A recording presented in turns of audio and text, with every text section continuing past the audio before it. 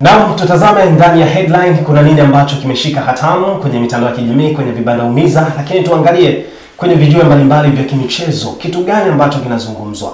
Lakini kwa sisi hapa hata tukiweke mezani na tukijadili kuhusiana na mlinda mlango ama goalkeeper kikosi cha Simba Sport Club Musa Pinpin Kamara ambaye anatarajia kusafiri tarehe ya 15 ya mwezi wa 11, nikizungumzia siku ya Jumamosi, kusafiri kuelekea nchini Morocco kwa ajili ya kwanza ratiba ya matibabu ambayo yatamhusisha upasuaji wa goti.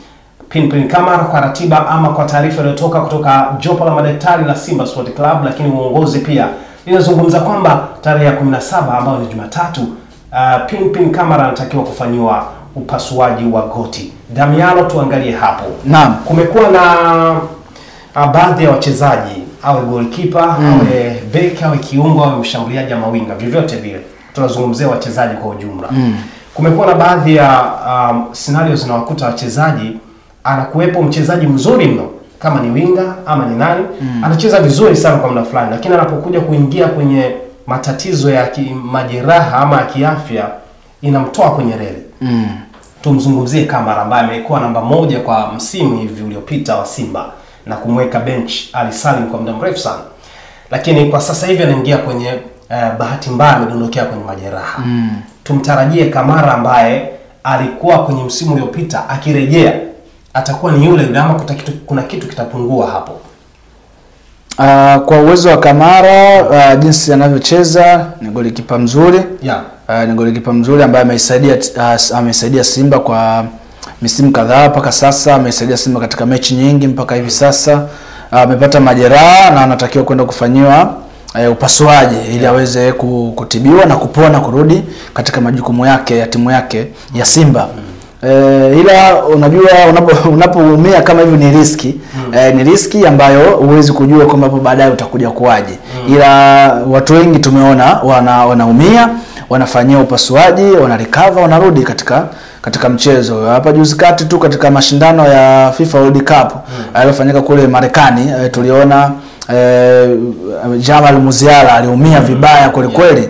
Alicheza na Donnarumma aliumia mguu, alifanywa rafu mbaya sana. Na ile likampelekea kukaa nje na kukosa michezo mingi mpaka hivi sasa. Sasa hivi ameshafanywa upasuaji, amerecover vizuri, ameanza mazoezi yake kwa peke yake taratibu binafsi ili aweze kurecover arudi katika mchezo. Kwa hiyo karata ambayo imechangwa lazima iwe hivyo, lazima uicheze na lazima aende kufanywa huo upasuaji ili arudi akiwa imara zaidi, kuepusha maumivu zaidi ambayo anaweza akakaa tu bila kufanywa upasuaji au kutibiwa alafu tukaamini kwamba kapona au kulazimishwa kucheza hivyo hivyo alafu kuumia zaidi. Kwa hiyo afanyiwe, na tumepata taarifa zake kwamba anaondoka na atakwenda kufanyiwa upasuaji huo, kutibiwa kwa Morocco. Kwa hiyo nadhani akirudi anaweza akaa na kiwango kile kile kwa sababu atapata muda mzuri wa kupumzika, takriban wiki kama 3, wiki 2 na nusu mpaka 3. Kwa hiyo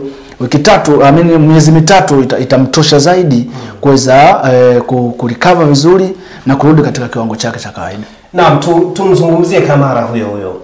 Kwenye issue hizi za majeraha, tunaona wachezaji wengine ambao wamekuwa kipata wakati huo ama kipitia huo wakati, timu haiwaamini tena kuwapa nafasi kwa sababu wakati wewe unafanywa upasuaji ama unapita kwenye kipindi hiki cha kufanywa matibabu, kuna mwenzako kwenye hiyo nafasi. Ndio. Pengine yeye anajiimarisha zaidi kwenye hiyo nafasi kwa sababu wewe hupati nafasi, na wewe kuja kurecover ni muda ambao utachukua. Mfano mzuri Albin Klamo pale Simba. Yeye alikuja pale bahati mbaya kucheza hata mchezo mmoja kwa sababu ya majeraha, akarudi upasuaji nini akapotea. Lakini kuna Bajabail naye ndio hivyo kama imekuwa hivyo, lakini taarifa zingine zinasema kwamba pengine kwenye dirisha dogo akaruhusiwa atarudi ama apelekwe kwa mkopo. Tulizungumzie hili hapa, nafasi ya Kamara mbele ya Yakubu Suleiman ambaye kwa sasa anaonekana ni bora mno. Ameitwa kwenye timu ya taifa, amekuwa na Stars kwenye CHAN na bado anaendelea kujifunza, lakini bado anaendelea kuimarika zaidi kulilinda lango la Simba. Unamuona Kamara akirudi na kuchukua nafasi yake mbele ya Yakubu Suleiman, Sioni. Sioni kwa sababu huwezi kumlinganisha Kamara na Yakubu Suleiman. Yakubu sio kipa mbaya, ila tatizo lake ni moja, footwork ya hana. Footwork hana, ila mikono yake inafanya kazi kubwa nzuri, urefu wake unamsaidia kudive na kuweza kuchomoa michomo ya opponent ambao anacheza naye. Lakini kwa kuchukua nafasi ya Kamara sioni hiyo room, kwa sababu Kamara ni goalkeeper ambaye yuko full. Anaweza kucheza kwa mguu, anaweza kucheza kwa mikono pia. Unaweza kumuita sweeper ama modern. Yes. Kwa hiyo tuliona pia kina Ali Salum walikuja hapo wakatoa penalti, lakini ukija kwenye namba sasa za kufananisha na mtu mwingine unaona kabisa kuna gap kubwa. Kamara ni mtu ambaye amecheza mechi nyingi za kimataifa, ana uwezo mkubwa, IQ yake kubwa na CV kubwa mpaka sasa. Absolute kwangu nadhani ni golikipa bora namba moja wa Simba. Kwa hiyo akipona vizuri na akarudi katika ubora wake ule sioni room ya kupoteza namba katika kikosi cha Simba. Okay, sawa. Tutamatishe kwenye issue ya Kamara hapo. Msimu uliopita ni miongoni mwa ni goalkeeper ambaye alikuwa na clean sheet nyingi sana. Na kwa sasa hivi inampa ugumu tena kuingia hata kwenye kile kinyang'anyiro kwamba pengine tukamshuhudia kwenye tuzo za goalkeeper bora wa msimu unaofuata 25-26. Kutokana na kwamba hapa kama ni wiki 4 hadi 5 ama miezi 2-3 mbele, maana yake hapa kuna michezo mingi sana kama watu wamekusanya clean sheet, kama kigezo ni hicho kikuu. Watu hapa wamekusanya, kama ni Yakubu, kama ni Diara, kama ni wengine wamekusanya clean sheet tayari hapo. Hii inaonyesha kwamba baadhi ya wachezaji ambao wanafanya vizuri kwenye soka letu, tumekuwa tukiona akifanya vizuri msimu uliopita, msimu unaofuata kama kuna vitu anapunguza quality, vinapungua, pengine atapungua kiwango, pengine atapigwa na majeraha. Okay. Kuna kitu kingine nyuma ya pazia. Tumeona Mzize kwa Yanga amefanya vizuri, amezungumza sehemu mbalimbali, magazeti mbalimbali na kupi habari mbalimbali na kutaka paka kununuliwa. Lakini amekuja amepotea tena, amepata majeraha, kwa nje. Kamara naye amefanya vizuri, amesave Simba kama unakumbuka. Sasa hivi tuzungumze sasa kitaalamu kwamba je, kuna kitu ambacho kipo nyuma ya pazia kwamba mtu akifanya vizuri anapigwa kitu fulani, ama ni bahati mbaya kwenye mchezo yanatokea haya? Kitaalamu tunawekaje hiyo? Juju hiyo tunazungumzia juju. Nalo lipo ama kuna nini? Hiyo kwa upande mmoja ama nyingine, hiyo inategemea na imani yako. Unaamini kitu gani? Lakini sisi ambao tunaamini Mungu yupo, tuamini sana hayo mambo, tuamini kabisa, kwa sababu sisi tunamwamini Mungu ambaye anakupa riziki na anakufanya una survive katika maisha yako kila siku. Imani yetu au imani zetu kwa Mwenyezi Mungu ni kubwa mno. Kwa hiyo kuna watu ambao wanaamini hizo shirki na hatuwezi kufungamana nao, kwamba hatuwezi kuepukana nao, kuishi nao, utaishi nao tu. Lakini mimi siamini kwamba mpira unapigwa juju. Hizo ni drama ambazo ni za mchezo. Drama za mchezo za kutoa mtu mchezoni na vitu vingi hapa na pale, kwa sababu tuliona hata beki wa Yanga Yao Kwasi alikuja na nguvu kubwa, akacheza na akafanikisha kutoa ubingwa wa ligi kuu, kombe la shirikisho la CRDB, la FA kwa maana alitoa pia, na ngao pia akatoa. Alikuwa na mwaka mzuri mafanikio, lakini baadaye akapata changamoto ambayo changamoto ikamweka nje msimu mzima, akaonekana kucheza, na mpaka leo hii bado hajaingia katika mfumo wa mwalimu, bado anajiuguza jeraha lake. Kwa hiyo watu wengi wanasema kwamba Yao Kwasi amefanywa jujuju na baadhi ya mabeki wa klabu ya Yanga, lakini mimi sioni hiyo room, kwa sababu kuumia katika mchezo wa mguu, mpira wa mguu ni kitendo muda wote unaumia. Yaani muda wote unaumia. Inaweza ikawa unaingia tu unaumia, au labda inaweza ikawa unacheza muda wote lakini mwishoni unakuja unaumia. Tuliona hata katika mchezo wa Taifa Stars, Abraham Morris aliingia, aliaminiwa na kocha Suleiman Morocco, akaingia, lakini baadaye alipata shida kwenye jicho. Aliingia kipindi cha pili na akatoka kipindi hicho cha pili. Na kwa bahati mbaya alitoa loose pass ambayo ilikamatwa na adui, na alikuwa anaenda katika kushambulia. Kwa hiyo bahati nzuri tunashukuru tulikuwa tuna beki bora Baka na Diogo akazuia ile movement.